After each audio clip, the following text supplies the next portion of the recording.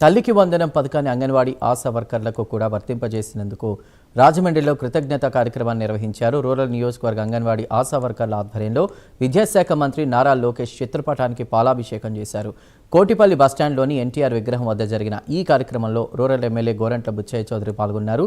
ఈ సందర్భంగా తల్లికి వందనం పథకం అమలును ఎమ్మెల్యే ప్రశంసించారు. పథకం అందని వారు వెంటనే ఫిర్యాదు చేయాలని సూచించారు. లక్ష్యంగా ఎన్డీఏ కూటమి నడుస్తూ ఉంది. రాష్ట్రాన్ని సంక్షేమ రంగంలో అద్వితీయంగా ముందుకు నడపడమే కాదు, అభివృద్ధి పందాల్లో కూడా అద్వితీయంగా నడపడం, పారిశ్రామికీకరణ ద్వారా ఉపాధి లభించే లక్ష్యాలతో ముందుకు సాగుతున్నాం. విద్యా వైద్య రంగంలో గణనీయమైన ప్రగతి సాధించడం కోసం ఈ రోజున లోకేష్ గారి నాయకత్వంలో సరైన నిర్ణయాలు తీసుకొని ముందుకు సాగుతున్నాం.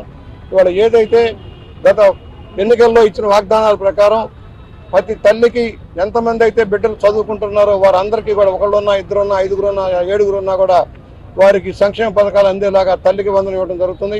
గత సంవత్సరం 10,000 కోట్ల రూపాయలతోటి 67 లక్షల మంది పిల్లలకి, వారి తల్లుల్లో 47 లక్షల మంది తల్లులకి ఖాతాలో వేసాం.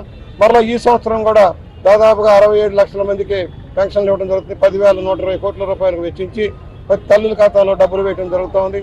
ఈ తరహా వినూత్నంగా ఎవరైతే అసంఘటిత రంగంలో ఉండి సరైన జీతభత్యాలు లేవో అలాంటి ఆశా వర్కర్లకి